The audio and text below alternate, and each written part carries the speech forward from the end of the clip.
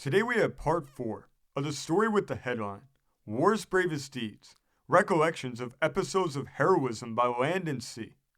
The subheadline says, Stirring Contributions from Colonel N.T. Willis, Major Alfred R. Calhoun, Captain George P. Singer, Edward Dawn. Today's installment is told by Lieutenant Colonel N.T. Willis.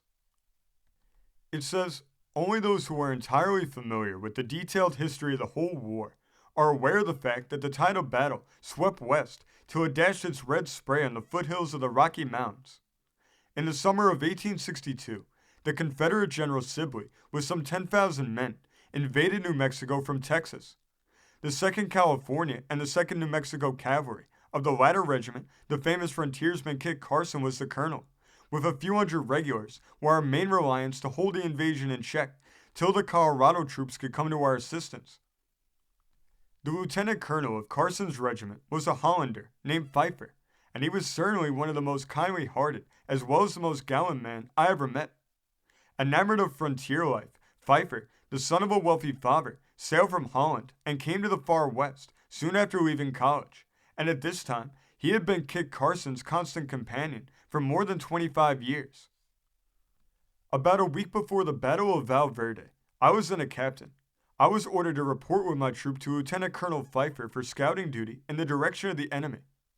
I was young at the time, and inclined to be a dandy, and Pfeiffer's rather plain exterior, indifference to military etiquette, as well as his brusqueness of manner, did not prepossess me in his favor, but my opinion was destined to be suddenly changed. We had been out for 3 days, without seeing a trace of the enemy, and when we went into camp the third evening, our Mexican scouts, very skillful, but far from reliable as I soon learned, reported that there was no armed enemy within a day's march. Of course we took all the guard precautions, but the most timid did not dream of an attack. I should say here that all Carson's enlisted men, and many of the officers, were native New Mexicans. There was a hint of day in the east the next morning, when our pickets fired, and came rushing into camp, shouting at the top of their voices, Los Texicanos, Los Texicanos, and many leaped on their horses without waiting to saddle and dashed away.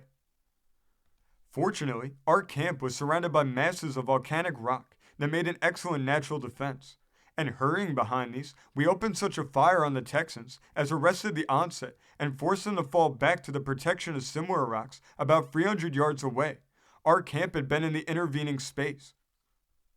A number of our men had been killed and wounded before we could get under cover, and among the latter was a bugler of Pfeiffer's regiment, a handsome lad of 16. The day that followed was blistering hot, and the bugler, shot through the legs, began about noon to call piteously for water. The poor lad's appeals were heartrending, but to go to his rescue meant death. My God, I can't stand Pedro's cries any longer. This I heard from Pfeiffer, and the next instant he had leaped over the rocks and was hurrying to where the bugler lay. The enemy fired, and I expected to see the gallant officer fall every moment. He reached the bugler, stooped, and took him up in his arms. The instant his purpose became known and he turned back, the enemy ceased firing. Not only that, but as soon as the daring man reached our lines, the Texans sent up an approving cheer, showing that even in the heart of battle, they could appreciate an act of self-sacrificing heroism. This installment was written by N.T. Willis. This story came from the great state of Wisconsin, being reported in the newspaper library on March 31st, 1894. Thank you for joining us today. If you want to continue to uncover all of America's lost and forgotten history, then remember before you leave to hit the subscribe button, hit the notification bell, and remember to like and comment below. And we will see you next time on Americana Archives.